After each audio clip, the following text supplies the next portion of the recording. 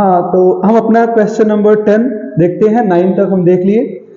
Question number 10 क्या कह रहा है? क्वेश्चन 10 कह रहा यदि एक समकोण त्रिभुज एबीसी में सी 90 डिग्री हो। यदि एक समकोण त्रिभुज है, जैसे हमने ये समकोण त्रिभुज बना दिया, इसमें कह रहा जो सी है वो 90 डिग्री है, तो बेटा सी यहां पे मैंने 90 कर दिया। और कह रहा ए सी, चलो मैंने इसको ए कर दिया, ठीक है, और इसको कर दिया बी, ठीक। कह रहा इसमें ए सी 3 सेंटीमीटर है, तो ये 3 सेंटीमीटर हो गया यहां से यहां तक, ठीक है। और बी सी 4 सेंटीमीटर है, ये हो गया बी सी तुम्हारा 4 सेंटीमीटर। कोई समस्या नहीं। तो कह रहा है बिंदु सी से जाने वाली माध्यिका की माप ज्ञात कीजिए। ये बिंदु सी से जाने वाली माध्यिका की माप ज्ञात कीजिए, ठीक। अब माध्यिका देखते हैं। तो हमें इस क्वेश्चन में बेटा इस माध्यिका की लंबाई ज्ञात करनी है, और माध्यिका की लंबाई यदि आपको ज्ञात करनी है तो इसके लिए आपको एक रचना करना पड़ेगा, और वो रचना ये है कि आपको एक परिवृत्त बनाना पड़ेगा। क्या बनाना पड़ेगा? एक परिवृत्त। चलिए हमारा थोड़ा परिवृत्त थोड़ा सा नहीं सही बना है, लेकिन ठीक है, आप समझे कि एक परिवृत्त है, ठीक है। परिवृत्त बनाना पड़ेगा और इसमें एक कंस्ट्रक्शन, एक थ्योरम लगाना पड़ेगा। तो उस थ्योरम से पहले देखते हैं कि अगर ये 90 डिग्री है तो सामने वाली जो साइड होती है वो हमारा कर्ण होता है। तो इसमें हम पाइथागोरस थ्योरम लगाते हैं। तो क्या क्या दिया है पहले वो लिख देते हैं।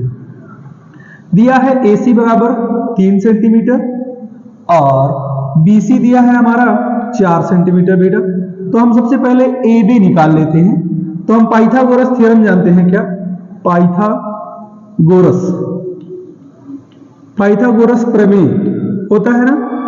पाइथागोरस प्रमेय हम क्या जानते हैं कि जो कर्ण है, तो कर्ण हमारा AB है, कर्ण का स्क्वायर बराबर लंब। तो लंब कितना है? लंब है BC और प्लस आधार है हमारा AC का होल स्क्वायर होता है। ये हो गया हमारा बेटा AB का होल स्क्वायर। BC की वैल्यू 4 सेंटीमीटर है, तो 4 का स्क्वायर कर दिया। AC की वैल्यू 3 सेंटीमीटर है, 3 का स्क्वायर कर दिया। यह हुआ AB स्क्वायर, 4 का स्क्वायर 16 और प्लस 3 का स्क्वायर 9। तो इस हिसाब से हमारा AB स्क्वायर की जो वैल्यू निकल कर आई वो आ गई 25। अब AB स्क्वायर से रूट हटाएं, तो स्क्वायर हटाए तो इधर रूट लग जाएगा, तो हमें मिल जाएगा AB is equals to under root में 25, अर्थात AB is equals to 5 centimetre मिल जाएगा, ठीक। तो हमें पता क्या चल गया कि जो कर्ण है, ये कर्ण टोटल हमारा 5 सेंटीमीटर आ गया है, ठीक। अब ध्यान देना बेटा, अब एक प्रमेय होता है। प्रमेय क्या है कि यदि कोई त्रिभुज किसी वृत्त पर बना हो, अर्थात यदि कोई त्रिभुज परिवृत्त में हो, तो जो त्रिभुज का कर्ण होता है वो उस वृत्त की व्यास मानी जाती है।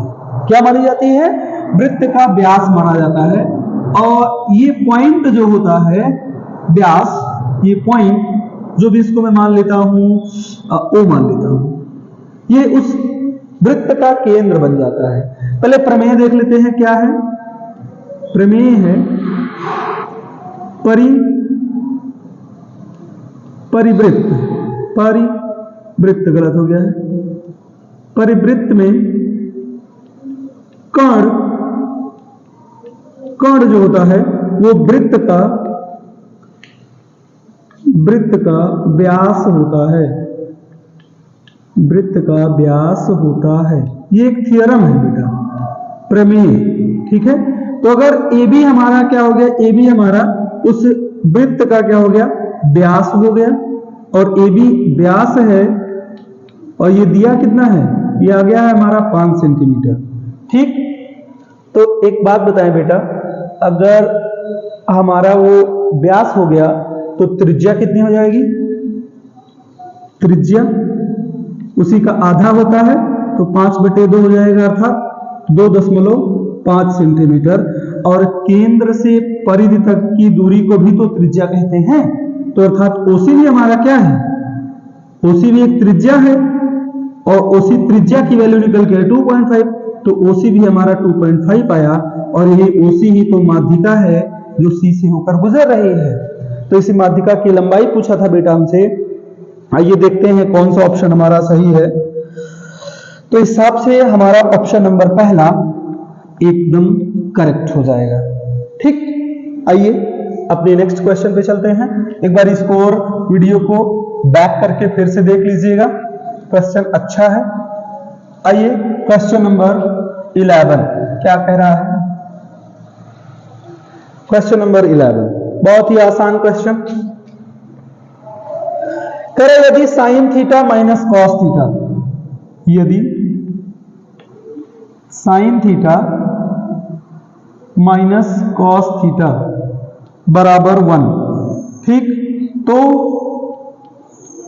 साइन के पावर 4 थीटा प्लस कॉस के पावर 4 थीटा की वैल्यू ज्ञात कीजिए, का मान होगा। ऑप्शन दिया गया है। बहुत ही आसान क्वेश्चन बेटा। आप अगर ये लगाने में आया होता तो आपको दूसरी मेथड से बताता, लेकिन ये चूंकि बहुविकल्पी प्रश्न है तो इसको लगाने का बस एक तरीका। एक बात बताएं, साइन थीटा में थीटा की ऐसी वैल्यू क्या रखें और कि वही कॉस थीटा में भी रखने पर दोनों का अंतर 1 आए। तो बेटा यदि हम मान लें, यदि थीटा बराबर 90 मान ले, तो आइए देखते हैं। साइन थीटा की जगह आ जाएगा 90 माइनस कॉस थीटा की जगह आ जाएगा 90 बराबर कितना है 1। साइन 90 की वैल्यू तुम जानते होगे 1 और कॉस 90 की वैल्यू 0 बराबर 1, तो हमारा 1 बराबर 1 आ गया, अर्थात हम थीटा की वैल्यू 90 मान सकते हैं। तो आइए जरा जो पूछा है उसमें थीटा की वैल्यू 90 रख देते हैं।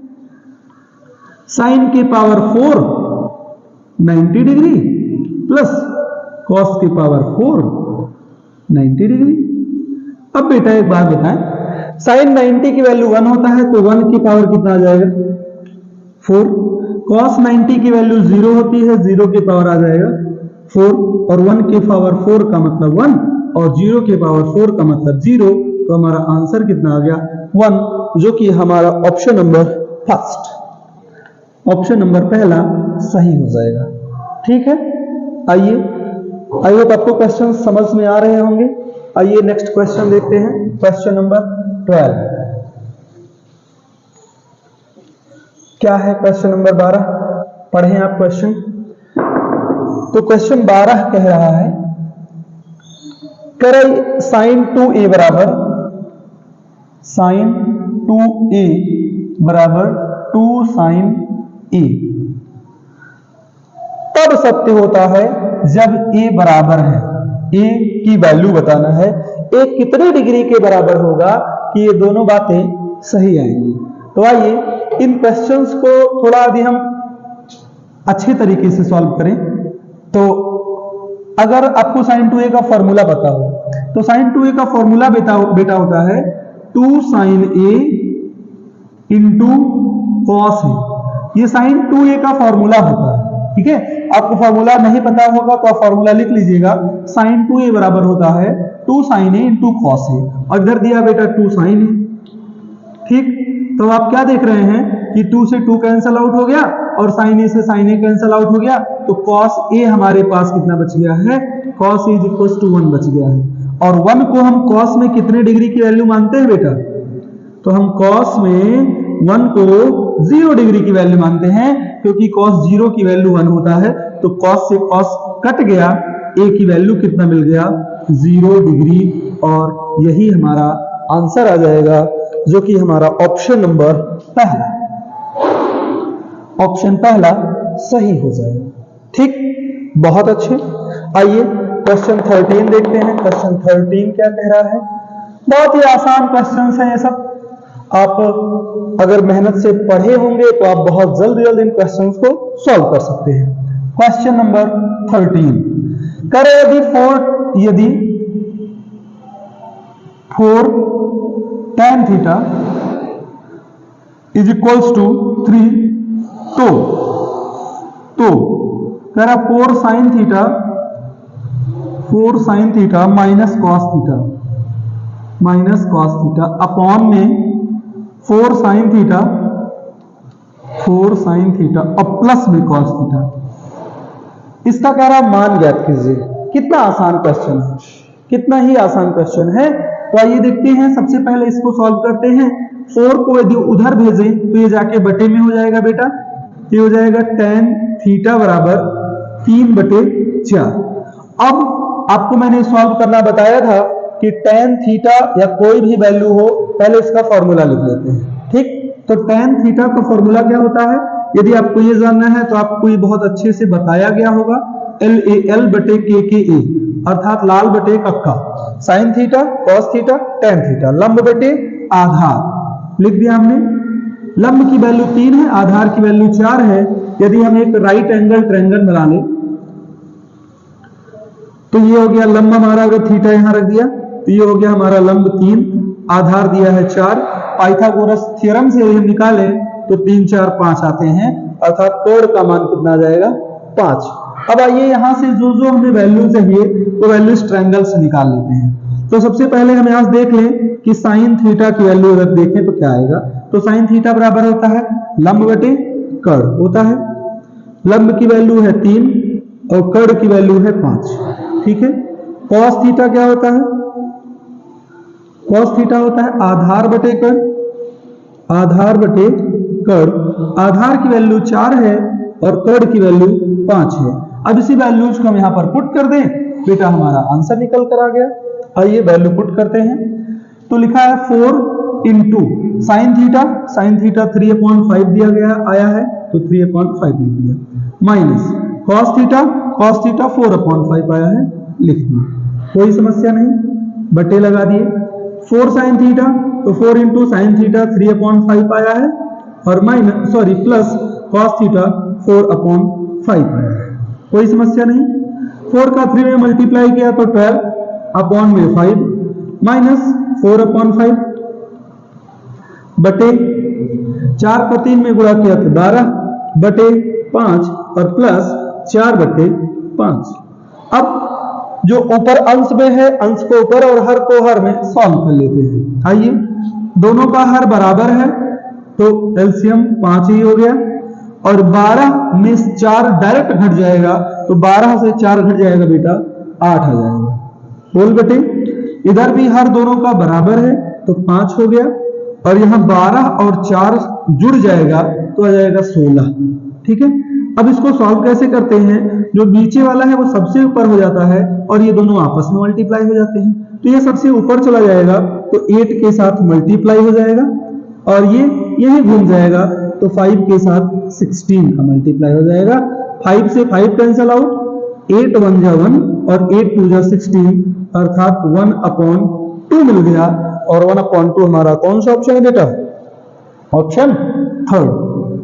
ये हमारा ऑप्शन नंबर 3 सही है। ठीक है, बहुत ही आसान क्वेश्चन। आइए अपने नेक्स्ट क्वेश्चन पे बढ़ते हैं। हमारा क्वेश्चन नंबर 14 क्या है, क्वेश्चन 14। आप क्वेश्चंस को थोड़ा सा फास्ट लगाने की कोशिश करेंगे जो एमसीक्यू वाले हैं, नहीं तो फिर आपके पास उधर समय नहीं मिल पाएगा बेटा। ठीक है, क्वेश्चन 14 देखते हैं क्या कह रहा है। कह रहे यदि सेक ए प्लस tan ए, सेक ए प्लस tan ए एक ब्रैकेट में और एक ब्रैकेट में 1 माइनस साइन ए, कह रहा है इनका मान क्या होगा, इनका वैल्यू बताना है। कोई बात नहीं, आइए देखते हैं। सेक ए को हम क्या लिख सकते हैं बेटा, 1/cos ए, पढ़ा होगा आपने त्रिकोणमितीय अनुपात में, प्लस tan ए को बेटा हम क्या लिख सकते हैं, तो हम लिख सकते हैं sin ए बटे cos ए। ठीक है, ये एक ब्रैकेट में हो गए, एक ब्रैकेट में 1 माइनस साइन ए जैसे था हूबहू ऐसे लिख दिए, कोई दिक्कत नहीं। दोनों का हर बराबर है तो cos ए हो गया और ऊपर वैल्यू जुड़ जाएंगे अर्थात 1 प्लस साइन ए हो गया। ठीक है, और इनका सबका आपस में गुणा हो गया 1 माइनस साइन ए के साथ। तो अब देखिए बेटा cos ए क्या है, बटे में है, इसको 1/cos ए हम बाहर कर देते हैं तो बचा क्या ब्रैकेट में, एक में बचा 1 प्लस साइन ए और एक में बचा 1 माइनस साइन है। अब आप एक फॉर्मूला अवश्य सुने होंगे, एक ब्रैकेट में a प्लस बी और एक ब्रैकेट में a माइनस बी, फॉर्मूला होता है a square minus B square. आइए उसी फॉर्मूले पर चलते हैं। तो बाहर हमारा 1 अपॉन कॉस ए ऑलरेडी है और इसमें 1 प्लस साइन ए 1 माइनस साइन ए, फॉर्मूला हुआ 1 का स्क्वायर माइनस साइन का स्क्वायर, साइन स्क्वायर है। ओके, और 1 का स्क्वायर हम जानते हैं आप सभी कि कितना होता है, 1 ही होता है। तो 1 का स्क्वायर बेटा 1 ही हो गया। अब 1 अपॉन कॉस ए हूबहू 1 माइनस साइन स्क्वायर है।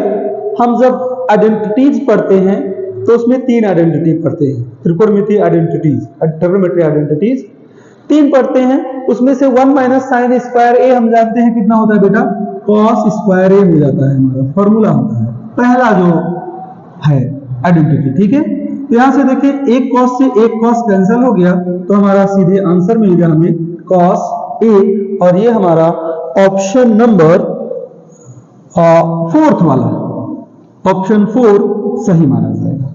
ठीक, अच्छे से समझ में आ गया होगा। आइए अगर ये समझ में आ गया तो बढ़ते हैं अपने क्वेश्चन नंबर 15 की तरफ। क्या कह रहा है क्वेश्चन 15, देखते हैं।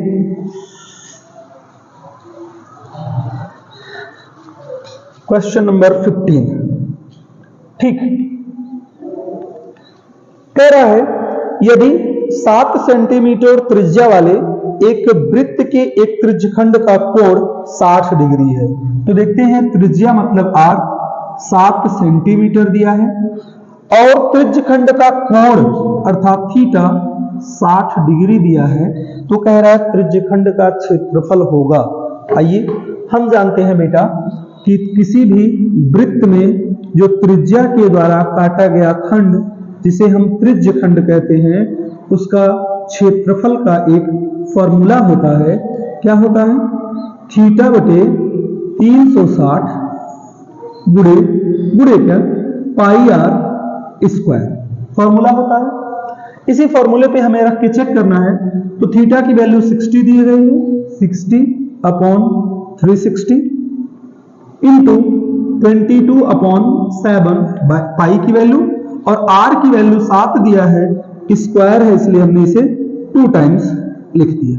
कोई दिक्कत नहीं बेटा। देखिए 0 से 0 कैंसिल और 6 से 36 कैंसिल किए तो 6 मिल गया। ओके, इधर 7 से एक 7 कैंसिल हो गया तो हमें मिला ऊपर केवल 22 और 7 मिला, इन दोनों का गुणा करते हैं तो 154 आ जाता है, और नीचे केवल 6 मिला है तो 6 इतना सेंटीमीटर स्क्वायर हमारा आंसर हो जाएगा। अब आइए ऑप्शन देखते हैं कौन सा है। ऑप्शन है पाई आर स्क्वायर थीटा बटे 360, पाई आर स्क्वायर थीटा बटे 180, पाई आर 2 पाई आर थीटा बटे 360 और 2 पाई आर थीटा बटे 180। बेटा इसमें सभी ऑप्शंस क्या हैं, गलत प्रिंट हो गए हैं। सभी ऑप्शंस क्या हो गए हैं, गलत, सभी ऑप्शंस गलत हैं। इसमें हमारा आंसर जो आएगा वो 154/6 आएगा।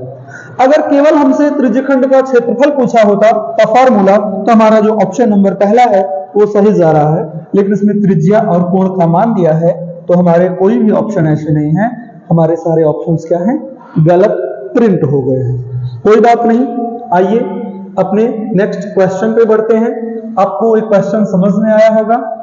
अगर आपको क्वेश्चन समझ में आता है तो आप इस पूरे सेशन को अपने दोस्तों में अवश्य शेयर कीजिएगा और भी लोगों का भला हो जाए। ठीक है, आइए क्वेश्चन 16 क्या कह रहा है बेटा, कह रहा एक सुराही निम्नलिखित का संयोजन है। तो सुराही आपने देखा होगा, सुराही कुछ यूं बनी होती है, इधर ऊपर ऐसे खुला होता है बेटा, ठीक है, और इधर ऐसे करके कुछ सुराही बनी होती है। ठीक है, मेरी आर्ट उतनी अच्छी नहीं है लेकिन फिर भी कोशिश करता हूं, मुस्कुरा के बना लेता हूं। ठीक है, आइए तो कह रहा एक गोला और एक बेलन, ठीक है कोई बात नहीं। कह रहा एक अर्धगोला और एक बेलन, तो क्या बेटा आपको अर्धगोला लग रहा है, नहीं, अर्थात ऑप्शन सेकंड जो है ये तो ऑलरेडी गलत हो गया। थर्ड करा 2 अर्धगोले, क्या कोई अर्धगोला लग रहा है? नहीं, तो ऑप्शन थर्ड भी क्या हो गया? गलत हो गया। और चौथा कह रहा एक बेलन और एक शंकु, इसमें कहीं शंकु तो दिखाई नहीं दे रहा है, अर्थात हमारा 16 का जो ऑप्शन नंबर पहला था वो सही था कि एक बेलन और एक गोला, ये बेलन है और ये नीचे गोला है। ठीक है, आइए अपने नेक्स्ट क्वेश्चन की तरफ बढ़ते हैं। हमारा नेक्स्ट क्वेश्चन है 17 क्वेश्चन देखते हैं। क्वेश्चन नंबर 17 क्या कह रहा है? कह रहा 1 से 10 तक की धनात्मक विषम संख्याओं का माध्य ज्ञात हो कीजिए। 1 से 10 तक की, 1 से 10 तक की धनात्मक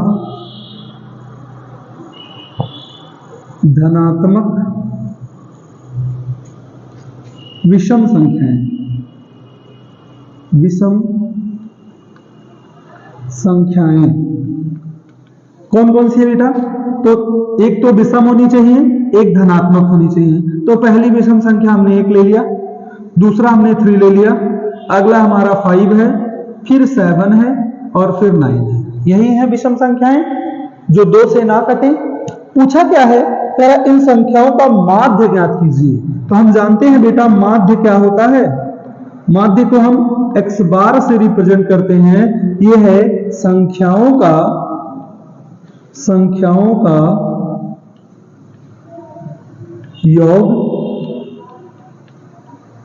बटे संख्याओं की कुल संख्या, या प्रेक्षणों एक्चुअली बोलते हैं इसे, संख्याओं की कुल संख्या। एक्चुअली यहां प्रेक्षण लिखते हैं लेकिन मैंने लिख दिया संख्या, कोई बात नहीं। तो संख्याओं का योग अर्थात 1 + 3 + 5 + 7 और +9 अपॉन में संख्याओं का कुल संख्या 1 2 3 4 5 संख्याएं हैं। आइए 1 और 3 4 5 9 9 18 और 7 हो गया अपना 25 और बटे में 5। इसको अगर हम डिवाइड करें तो 5 टाइम्स कट जाएगा, हमारा आंसर 5 आ जाएगा। कौन सा ऑप्शन? Option number 4। अगर आप मुझसे पहले कर ले जाते हैं क्वेश्चंस तो आप अपना आंसर कमेंट में अवश्य ड्रॉप किया करें। ओके, आइए नेक्स्ट क्वेश्चन की तरफ बढ़ते हैं। माध्य बेटा, माध्यिका और बहुलक बहुत अच्छे से आप ध्यान देकर पढ़ लीजिएगा।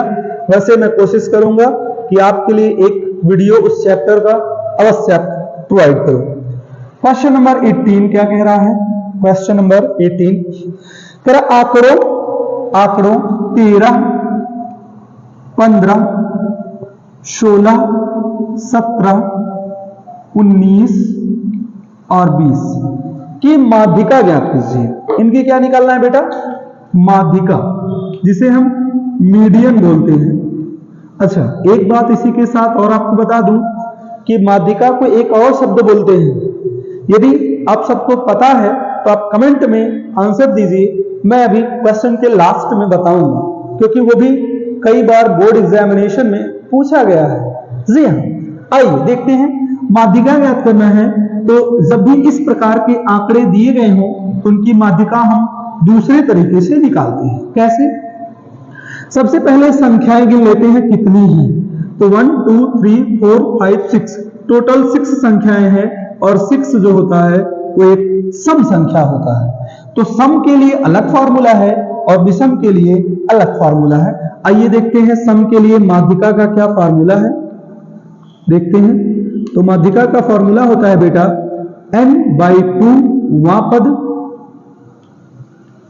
वापद प्लस ब्रैकेट में n/2 + 1 वापद और सबके बटे में कितना बेटा? 2। ये फॉर्मूला होता है जब प्रेक्षणों की संख्या सम संख्या हो। ओके, आइए इसको मैं एक्चुअली यहां लगा देता हूं। तो n की वैल्यू 6 आई है, तो 6/2 वापद प्लस ब्रैकेट में n की वैल्यू 6 है, 6/2 और +1 वापद, 6/2 + 1 वापद। और सबके बटे में कितना बेटा 2, ठीक है। 6 से 2 को डिवाइड किया तो हमें मिला तीसरा पद यानी 3वां पद, और प्लस 2 से 6 में डिवाइड किया तो 3, और 3 में 1 ऐड किया तो चौथा पद यानी 4वां पद, और होल बटे 2, ठीक है। आइए देखते हैं, ये तो फिलहाल उधर की फॉर्मूले की बात थी, इसको हम थोड़ा सा राउंड कर देते हैं। फिर देखते हैं तीसरा पद। तो संख्याओं को पद लिखते वक्त पहले या तो आप आरोही क्रम में व्यवस्थित कर लें या अवरोही क्रम में व्यवस्थित कर लें। तो हम देख रहे हैं कि जो हमारे प्रेक्षण दिए गए हैं ये ऑलरेडी आरोही क्रम में व्यवस्थित है, हमें इन्हें व्यवस्थित करने की जरूरत नहीं है। तो आइए देखते हैं तीसरा पद क्या है। 1 2 3, हमारा तीसरा पद 16 है और चौथा पद 17 है। ओके, बटे में क्या कर देते हैं 2 कर देते हैं। 16 और 17 बेटा हमने जब ऐड किया तो हमें मिल गया 33 और बटे 2।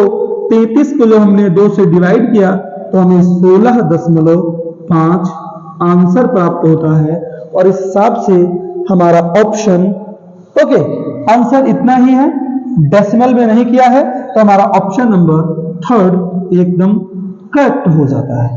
ठीक, माध्य बता दिया, माध्यिका बता दिया। आइए तीनों को मिलाकर जो हमारा अगला क्वेश्चन है, अपने 19 क्वेश्चन पे पहुंचते हैं। क्वेश्चन नंबर 19 देखते हैं क्या है। इसमें तीनों कॉन्सेप्ट आपको मिल रहे हैं। क्वेश्चन नंबर 19 कह रहा है यदि कुछ प्रेक्षणों का माध्य 27, तो माध्य दिया है बेटा कितना, माध्य दिया है 27, ठीक है। बहुलक, बहुलक, बहुलक कितना दिया है बेटा 45।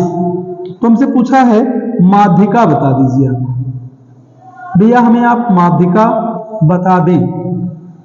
तो बेटा आपने अवश्य पढ़ा होगा इन तीनों में एक संबंध होता है, और संबंध पे हर साल बोर्ड में एक क्वेश्चन अवश्य आता है।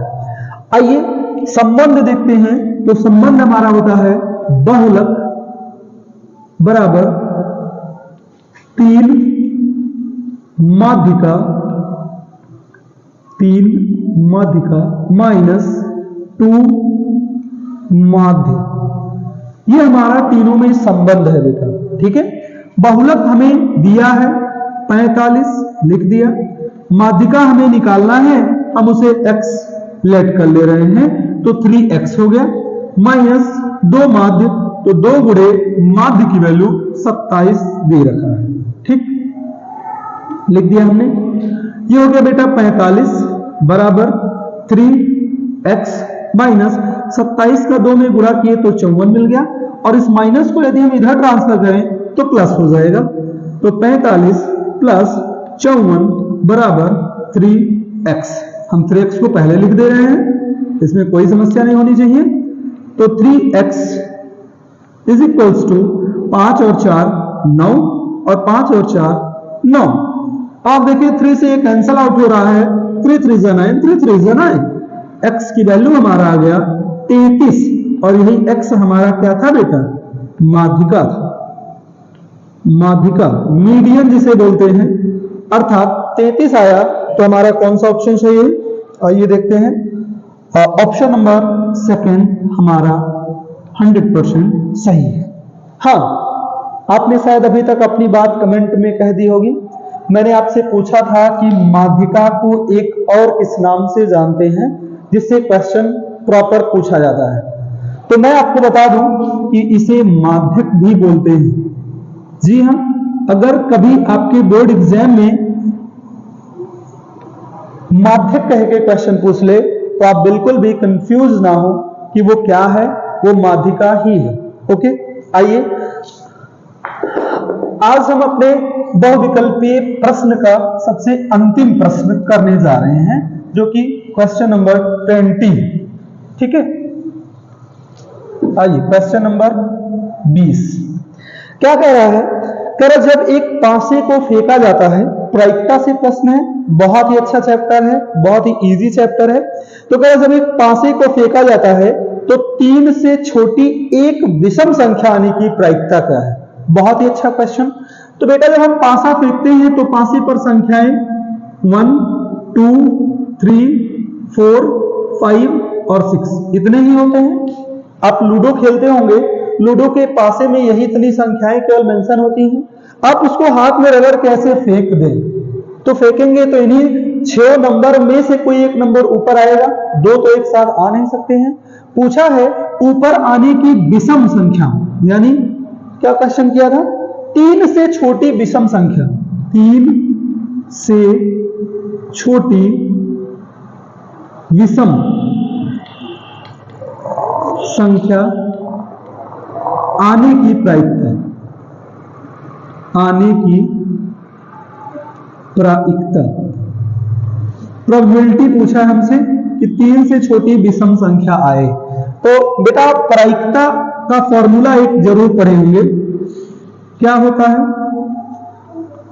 बोलते हैं possible outcome upon total outcome, अर्थात संभावनाएं और बटे कुल परिणाम, ये सूत्र पढ़ा होगा। आपसे कह रहा 3 से छोटी विषम संख्या, तो आइए जरा देखते हैं 3 से छोटी विषम संख्या कौन कौन सी हैं। 3 से छोटी तो मुझे विषम संख्या केवल 3 तो ले नहीं सकते, क्योंकि 3 से छोटा बोला है, 3 के बराबर नहीं बोला, तो 3 तो ले नहीं सकते। 2 तो एक सम संख्या है, एक संख्या बच रहा है जो 3 से छोटा विषम संख्या है, तो संभावना केवल एक संख्या की है। और बटे परिणाम कुल कितने हैं? 1, 2, 3, 4, 5, 6, टोटल 6 परिणाम हैं। तो 3 से छोटी विषम संख्या आने की जो प्रायिकता निकल के आई वो 1/6 निकल कर आई, जो कि हमारा ऑप्शन नंबर पहला दिया गया है। 100% 100% सही है। बच्चों आज हमने आपको यूपी बोर्ड के मैथ्स मॉडल पेपर का पूरा बहुविकल्पीय प्रश्न सॉल्व करा दिया है, जिसमें टोटल 20 क्वेश्चंस थे। और अब इसके बाद जो हमारा शुरू होगा पेपर का खंड बा, उस खंड बा को हम अपने अगले लेक्चर में, अगले वीडियो में आपको सारे सॉल्यूशंस प्रोवाइड कराएंगे। तब तक आप इस वीडियो को, अगर कोई क्वेश्चन नहीं समझ में आता है, आप 2 बार 3 बार करके, यदि उसके बाद भी नहीं समझ में आता है तो आप उस क्वेश्चन के बारे में क्वेश्चन नंबर कमेंट में अवश्य मेंशन करें। मैं आपको वो क्वेश्चन एक सेपरेट वीडियो बनाकर समझा दूंगा। तब तक के लिए आप इस चीज को देखते रहें और खंड बा का इंतजार करते रहें। जल्द ही वो वीडियो मैं आपके सामने रखूंगा, क्योंकि आपका मॉडल पेपर कराना अति आवश्यक है। तब तक के लिए टाटा, गुड बाय, धन्यवाद।